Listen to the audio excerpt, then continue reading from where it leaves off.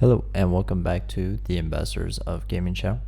I'm Ambassador Michael, and today I will be walking through a bit of a comparison between Spider-Man Miles Morales on PS4 and PS5, thanks to Darrell's time with the game, his footage, and what he has to say about the PS5 version. So let's get right into what he has to say about the differences between the two. He said, as you know, Spider-Man Miles Morales launched globally this past week and was also a cross-generation release. I know Mike played through this game on PS4 Pro, and I've had a look at some of his footage as well as putting a good few hours onto the PS5 release. Visually on PS5, running in fidelity mode, it's looking glorious, with full ray tracing and a solid frame rate, which for this mode is 30 frames per second, but a performance mode gives you the options of 60 frames per second without the ray tracing features. We found that the PS4 Pro version had a few performance issues with textures and character models not loading instantly, which was caught on the video he uploaded, and yet, as on PS5, I have not been able to see this yet. We'll break down the PS5 version a bit more though.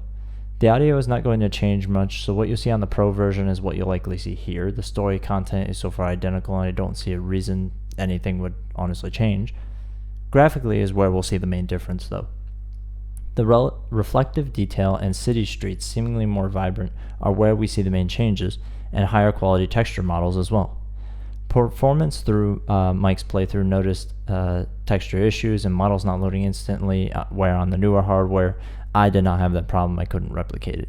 He also suffered from regular game-breaking freezes where video stopped and audio continued, and the only way to bypass was to close the game and load it in again.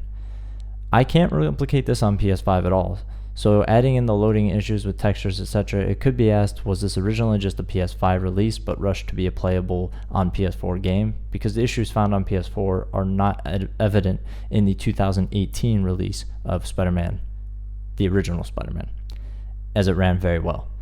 Fast travel on PS5 is pretty much instantaneous, and the game loads crazy fast due to the SSD in the system. PS4 will greatly differ here as well. But if you like the first game and going off playing around close to half the game, I'd definitely recommend this on PS5 as well.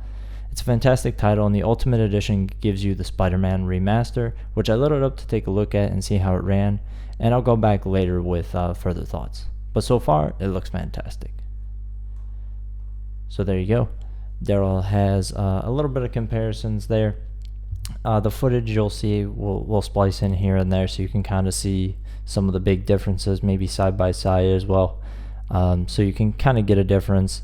And instead of the screenshot bonus round, I'll include more extra footage comparison between PS4 and PS5.